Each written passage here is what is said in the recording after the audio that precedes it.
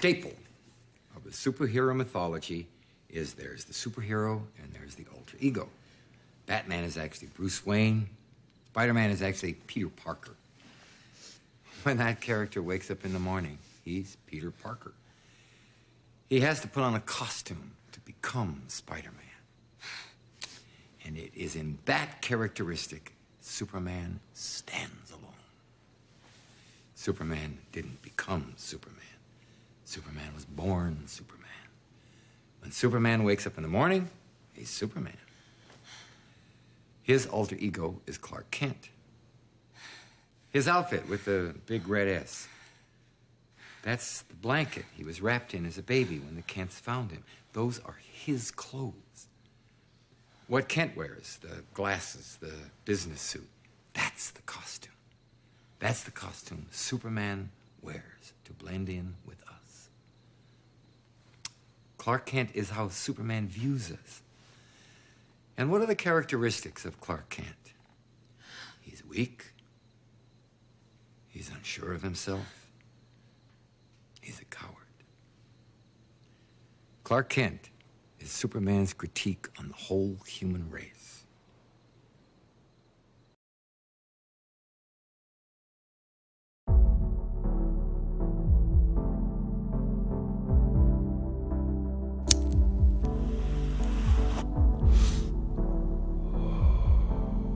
Look, I get it. Everyone either thinks Superman's boring or they don't quite get him. The qualities inherent to the core of the character are often thought of as uninteresting. Zack Snyder thought they were so boring that he essentially made him a god that was completely detached from humanity. I don't know why he thought that would make him any less boring, but here we are. To be honest, I think he doesn't quite understand the difference between archetypes and characters. Superman isn't Dr. Manhattan, but don't tell him that. I hear in his new cut Superman is black or something. But anyway, the idea that Superman's boring comes down to two factors. One, when written unimaginatively, Superman is just an idea of the ultimate potential of humanity. He's the best possible version of man. He is what man should aspire to be. He is Superman. It's really hard to make Superman interesting without A, stripping away his powers to create that sense of danger, or B, give him a character flaw of some sort, usually in an alternate universe type setting. Injustice. 2, and this is a hot take, but we as readers don't like inspirational characters who are goody two-shoes and love their mom. We need our heroes to be emotionally damaged billionaires with daddy issues or emotionally damaged narcissists who make jokes while they break bones. We need our damages reflected on our heroes. There's so many things wrong with this statement that I would need another whole video to dissect that, but this isn't the video when I talk about Superman as a character. This video is about where I think you should start reading Superman stories. I could have gone with All-Star Superman by Grant Morrison or Secret Origins by Jeff Jones or Man of Steel, the comics, not the movie, by John Byrne. But I wanted to suggest Superman Birthright. Written by Mark Waid and art by Leinil, Superman Birthright is a retelling of Superman's origins but updated for a post-Man of Steel audience. Most of the things that we know about Superman's origins are intact here. He grew up in Smallville, fell in love with Leinil, became a reporter for the Daily Planet, Ma helped him make the suit, yada yada yada.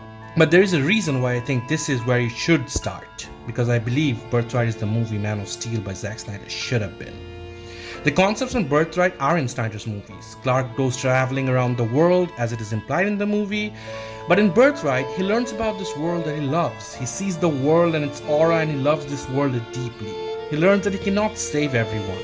He understands his place in this world. He understands that he should be a protector and not a conqueror.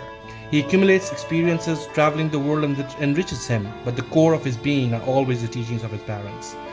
His dad here is a kind of an asshole too. He doesn't want his son to be Superman or to reveal his power to the world.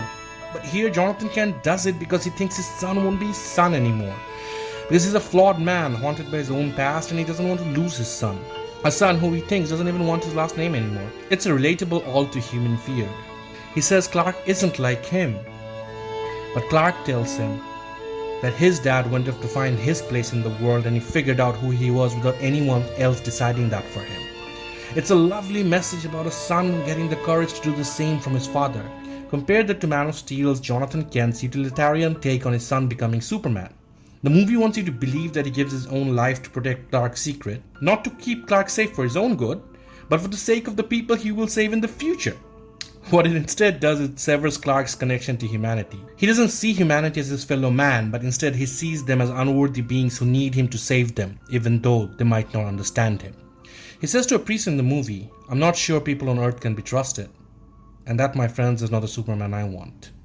Superman in the movie becomes Superman because his first father, Jor-El, tells him to. Superman in Birthright becomes Superman because it is the right fucking thing to do. He didn't have to kill a loved one by his own hands, essentially, or to have his parents brutally murdered before his eyes to understand that when you have powers like he does, you save the world. And that is why Superman will always be the most interesting character to me. He chose to be selfless. In a world full of hard choices, he made the hardest one.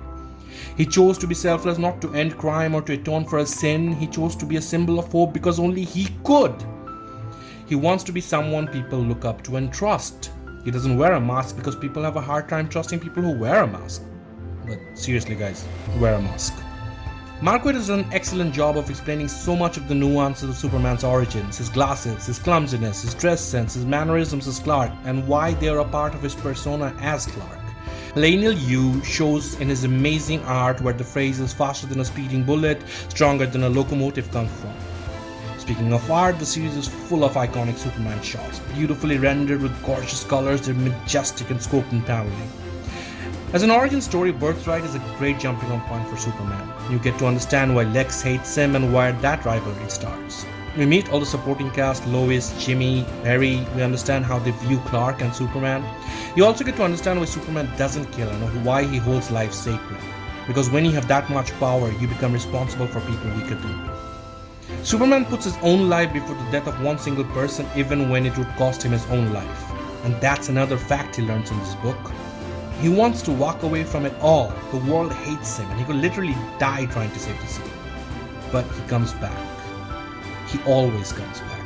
And that's what's fucking special about Superman. And that's the story Birthright tells. Thank you for tuning in today, guys. That was our recommendation for where you can start reading Superman from. And if you have any questions, anything that you want to know more about Superman or what other book to read, please do message us or comment below. And if you liked the video, please subscribe and share and let other people know that we're doing stuff like this.